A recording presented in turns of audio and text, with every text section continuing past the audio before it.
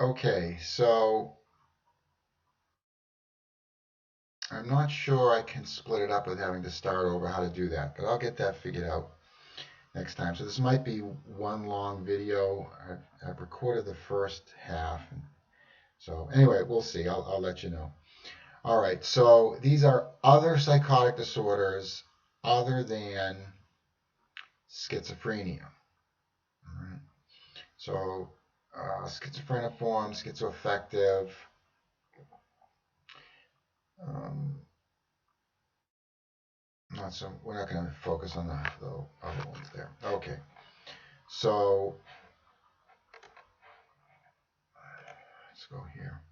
So schizophreniform, criterion A. Remember those 5 things.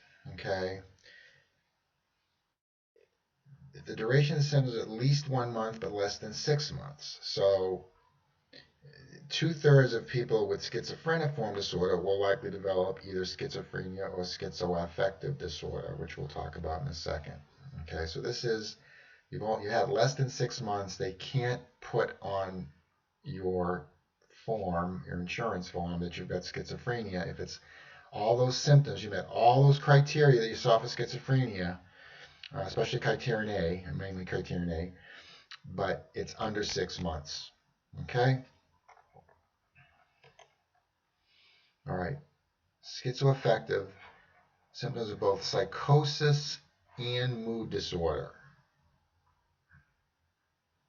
All right, there's some technicalities here. I'm not interested in testing you on knowing fine differences here, but so basically you have to know that you have to have mood symptoms, and that means major depression or bipolar symptoms a majority of the time, along with the psychotic symptoms. All right.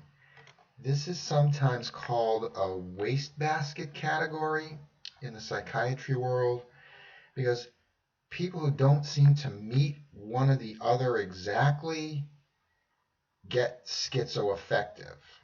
All right, so you don't know what to do, so you just throw the paper in the wastebasket, like and kind of collect it all up. So um, that's the main thing you have to know. Okay. Females more likely than males. If I'm going to test you on that level of detail in terms of gender splits, percentages, I'll let you know. I just need you to know at this point, I want you to know the main symptoms, what distinguishes one disorder from the other, and that's plenty, I think, because now you've got another disorder, as we've talked about with things like schizotypal personality disorder. You have to be able to distinguish those things. So,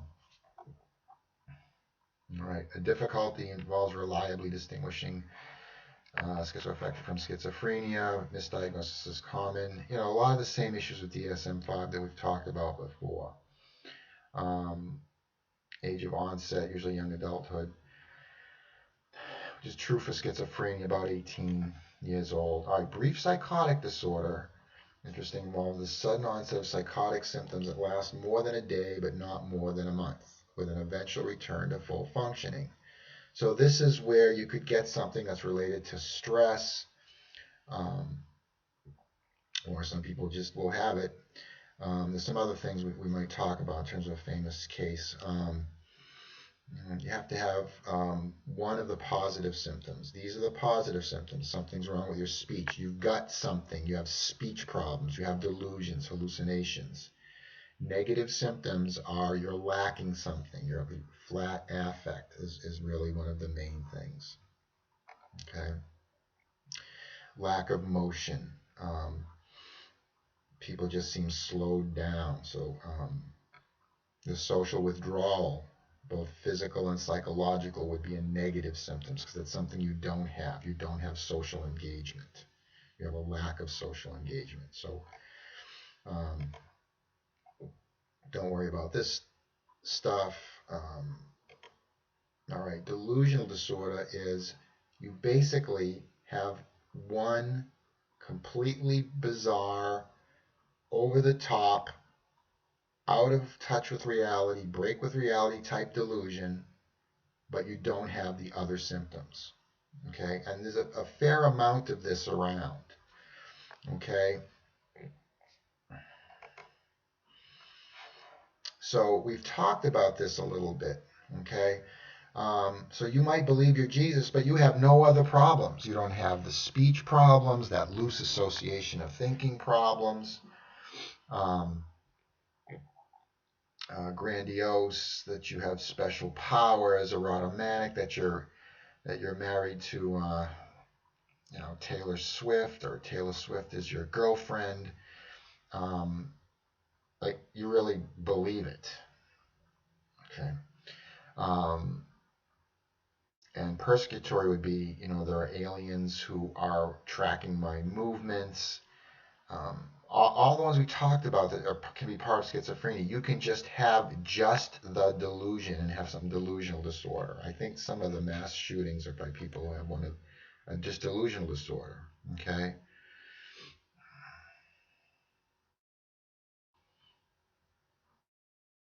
All right, you don't have to worry about this. And it says it's rare, but it is out there. Um,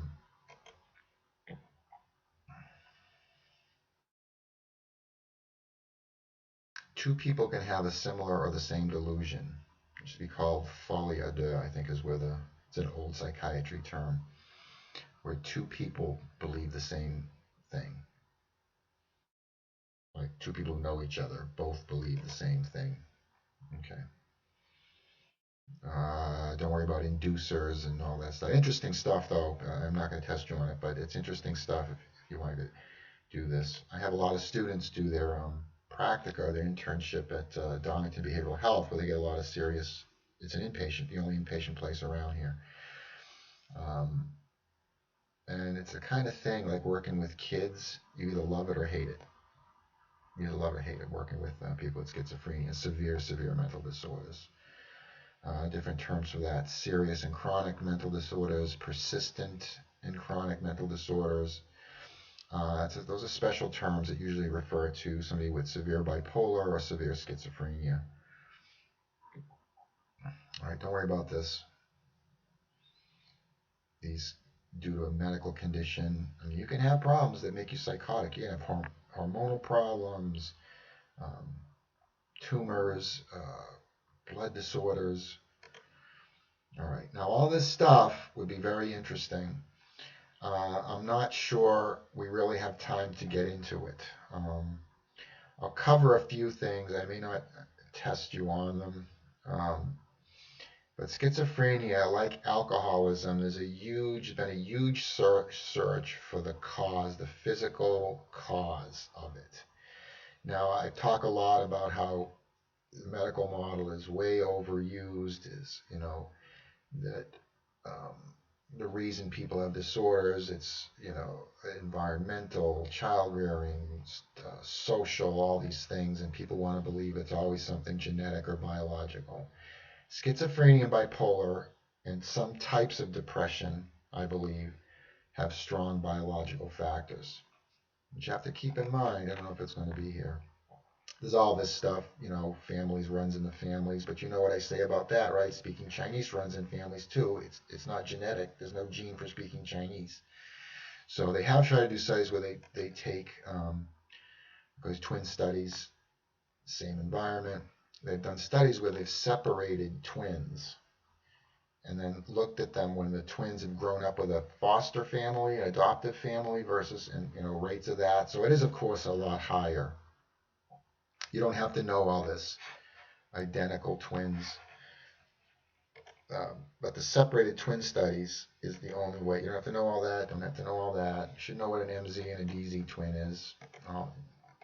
This is just stuff that's interesting. I'm just going to talk about since this file may not be as big as I think it's going to be. And I'll get that all figured out later. I appreciate your patience.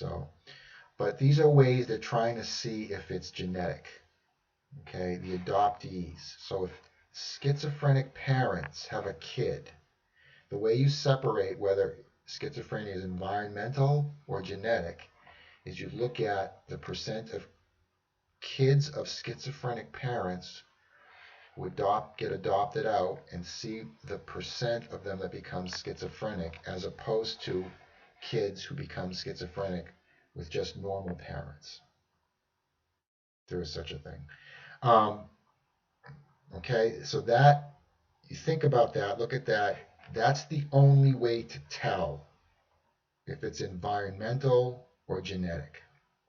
So the data is strong for that. The only problem is, where is that? Identical twins, right? If you just look at identical twins, forget everything I was just saying about the identical. Just identical twins, they have the same genes. They have exactly the same genes. Somebody's going to tell me that that's not actually true, but let's just use that as generally true. All right. The rates, if your twin becomes schizophrenic, you would think if it's genetic, you would also become schizophrenic, right? You have the same genes. You're cloned. But only about, I think the study with the highest rate is about 60%. I obviously got the wrong slide up there, so I'm trying not to confuse you. This is all the adopted out studies.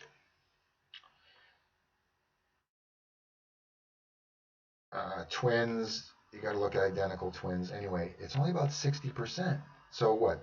40% of the twin of someone who becomes schizophrenic, even though they have the same genes for everything, do not become schizophrenic. So there's clearly an environmental role or something.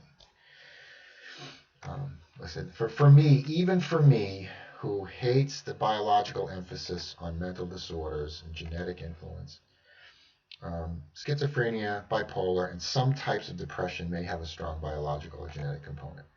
Okay? The whole placenta and the placenta thing. Okay. Now, what this all is about, despite all this research, they cannot identify a gene or even a specific problem in the brain that is clearly linked to schizophrenia. They've looked at all kinds of weird things to try to figure it out. Okay, so all these slides are going to talk about what are sort of the basic biological, almost biopsychological processes: attention deficit, memory deficits, the smooth pursuit eye movements, which is frontal lobe stuff. They can't really find the whole thing about your brain ventricles. Those are the people. All of us have ventricles in our brain, which is a lot of the goopy liquid that kind of feeds the rest of the brain. They seem to be bigger, like almost more. It's that not that they're bigger; it's that there's less brain mass. But IQ is not really an issue. It could be. The thing you have to separate out here is, with this research, is a lot of these people have been on strong medications for years. Ruling that stuff out is tricky, but they really have not found it. They go to saying it's a multiple complex of genes. Okay. Now there are non-genetic, biological things that can happen, right? Like viral infections. I mean, some people say some of these things, your genes get breaks from, you should know this, everyone has genes that break because of sun. I think that's why people get skin cancer, because ultraviolet rays, and all this is from space. That sounds a little bit like a delusion, but they break your genes, and then things grow that shouldn't be growing. But you can get illnesses. I mean, they've done studies where there's more schizophrenia during the winter. They think it's because there's more or less wheat products being consumed. There's something in the wheat. All of this, they cannot find it. So there's psychological models here.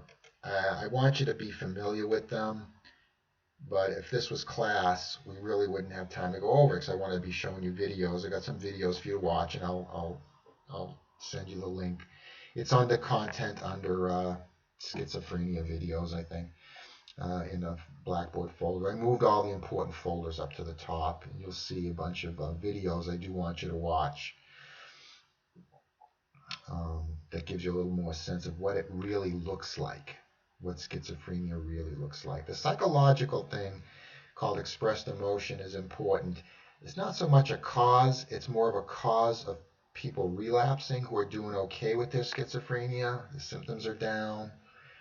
And it looks like in families where there's a lot of high expressed emotion, especially negative emotion, criticism, hostility, emotional over-involvement, helicopter mother type thing, that they have higher what we call relapsing or reappearancing or worsening of psychotic symptoms. But it's not really a cause, a psychological cause of schizophrenia. I'm not sure there really is one. People can become, I believe, schizophrenic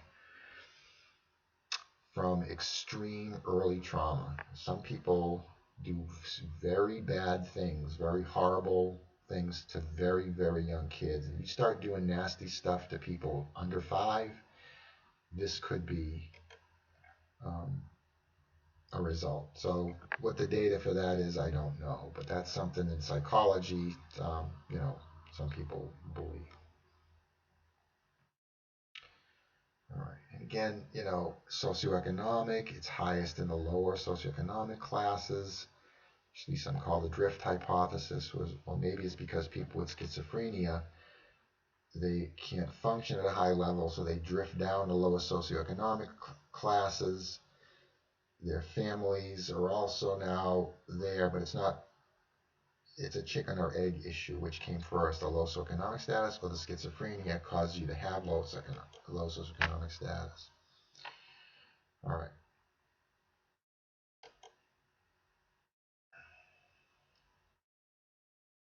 So some of this stuff, the dose effect, more severe abuse, probably more severe abuse earlier in life.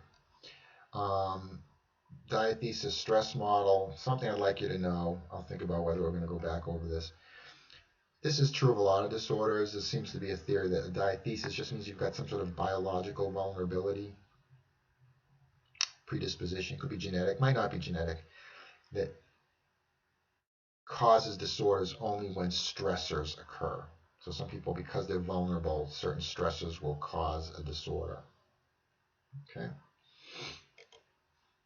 Just interesting stuff, interesting to me. Therapy, antipsychotic medications. The first ones were discovered, they had this new heart medicine in the 50s, I think, might have been earlier.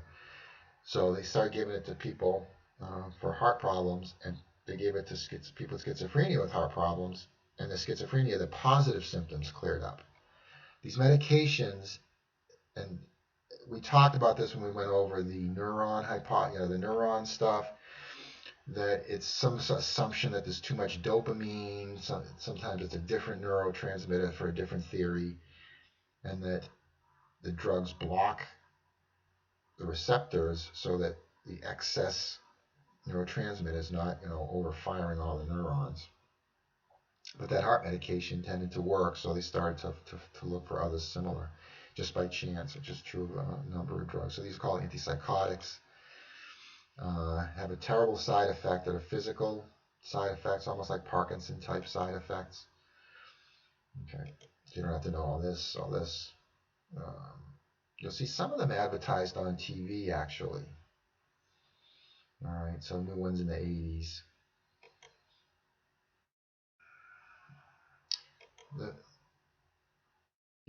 Psychological therapy, no.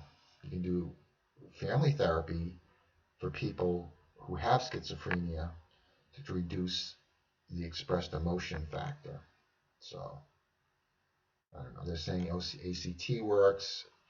For most people with schizophrenia, you use CBT, cognitive behavioral therapy, to kind of just help them cope with life better because they're so unable to because of their symptoms. It could be social skills training, what they call activities of daily living, ADL skills, some you may be familiar with. But you just help them to get through life better, help train job skills, job interview skills, all that kind of stuff. So I want to go back a little bit. Actually, I don't want to exit. Talk a little bit about hallucinations. All right. Let's see. What do you think about that? Questions?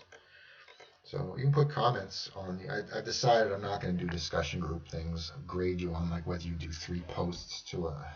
No, it's ridiculous. Um, it kills me not to have interaction, not to have discussion and back and forth and those kinds of things. But I think at this point, given all these events and the sudden nature of it and short time left, and certainly there's no pressure from the university for me to do that. I'm not going to have live classes, especially with a big class. My grad students, I'm going to try to let it's small group. Um, anyway, but yeah, you'll have plenty to read, and I'm going to do I am going to do a discussion group. There's a discussion group. I'll send you an email about that. That is for like office hours. So if you have questions about the material or comments, you're just going to post on that. I'll send you an email about that. Okay. Um, so, all right. Types of hallucinations. Let me go back to that. Main thing I want to talk about. So visual hallucinations. If you watch the movie A Beautiful Mind, they clearly demonstrate, or at least they think they're demonstrating, what a visual hallucination is. It's where the guy's walking and talking to people and they interact like they're actually. It's not quite like that. I mean, you might really see someone there, um, but it's not quite the same. Like you're actually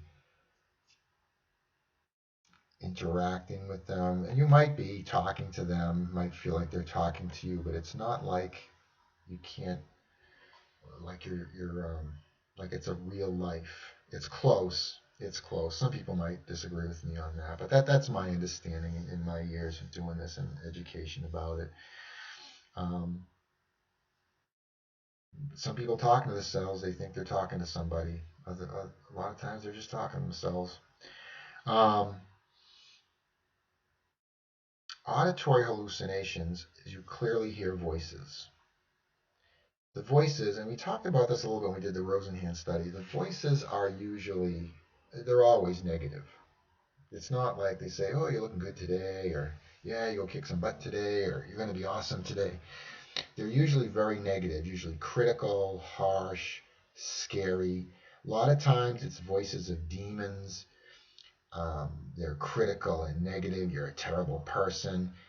Um, and they are experienced as voices. There's some distinction in the field between voices you hear inside your head and outside your head. I don't know what that's about. So you may hear someone reference that as some indicator of severity, or I'm not sure how much validity that has. The thing you got to watch out for is command hallucinations. And many people who have auditory hallucinations will hear the voices telling them to do something, and usually it's to hurt themselves or to hurt someone else.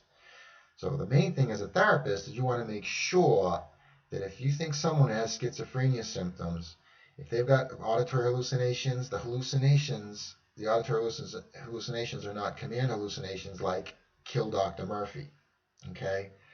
Um, but it's also, you got to be watch out. They're telling them. I just recently spoke to someone where the voices were telling them to run and jump off a high place, and they're very sort of what's the word?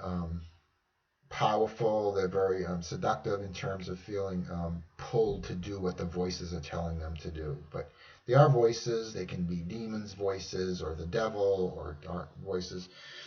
So what I want to do is end with the case of Andrea Yates. So it was about 10 or 15 years ago now, I guess. Andrea Yates kills, and I think we might have talked about this in class. Andrea Yates kills her 5 children, young children. They're between like 0 and 7 or something. I don't know. So I'll try to keep this brief. I know it's a lot different just hearing her voice and seeing me in a little square. But look it up. It's an interesting case. A lot of people think that she must have been crazy to have done it. That she must have been crazy to have done it. And I'm not sure I believe that. And hear me out on this. I mean, it's a terrible thing, obviously, just horrible, horrible. Why did she do it? Keep in mind the case of the woman. This was 25 years ago, maybe 20 years ago. Susan Smith. She's got her two little kids, 3 and 5 or something, strapped in the back seat of her big US SUV. Backs it into a lake so the water covers the truck up to the back of the seats where the kids are. Drowns the kids. Boo Boo, what are you doing? All right, Pook, I'm giving a lecture, buddy. I'll be with you in a minute, okay? All right. I don't know if you can see him. There he is. Pook, say hello. You gonna yell at Daddy? All right. Anyway, so, I know, but pal, I'll be with you in a minute. So, what Susan Smith did, when I'm talking about Susan Smith was not psychotic. She was in love with some guy, not the father of the kids, who didn't want to have the kids around. And she just wanted to be with this guy. That's why she killed her two kids. There's no schizophrenia. There's no mental disorder. I mean, she might have antisocial personality disorder. I don't know. But she just might have been a very selfish, greedy, cold person. Andrea Yates was in a marriage, had five kids, living in a mobile home. I mean, having one kid can be stressful. 5 young kids in diapers. The husband's a knucklehead, not helping her. She's tired and distressed, right? Exhausted. Who knows what else is going on with her? She is living in this mobile home on the grounds of a church or a preacher who she had a good, appropriate relationship with, but he keeps talking to her some serious, hardcore religious stuff. Now, a lot of you can relate to this, that the devil is a real person who can get inside you and control you, right? Those of you who know Pentecostal or, some variations of Baptist, whatever. I know, bud, you'll get your attention in just a minute. So he starts telling her that if she's not doing things right with the kids, the devil's going to get in the kids. So here she is, 5 kids, knucklehead husband who's not helping her. I think she had just had a baby. So this preacher is like, and she's probably super religious, so she's believing all this. I'm not criticizing that at all. But can you see the interaction of certain things, stress, strong religious beliefs? Again, I'm not blaming religion. It was like sort of devil, Satan specific stuff. And at some point, she just snapped, and I was feeling like she was protecting the kids, that she just felt like she couldn't keep the devil out of the kids. I mean, I don't think it's going to be that simple, but it might be close to that. What they wanted to diagnose her with, I think the defense, was brief psychotic disorder or postpartum psychotic disorder. She probably had postpartum depression, would be another factor in there. All right. And I mean, when you're not thinking straight, you cannot think straight for lots of reasons. So anyway, just something to think about. If you're interested, look up her case. I did a talk about it on a radio show called, and asked me to talk about it, and I did that. I don't think I have the recording, because that was a long time ago, so might have been 20 years ago. Anyway, interesting case. So that's it. I'm going to end here. I will send you information about a lot of different things about the class. I'm probably going to have some sort of set office hours, but you can really call me or email me anytime. And I think at this point, maybe not everything's set or on track, but I'll take care of you. Don't worry, and we'll talk to you soon. All right, thanks.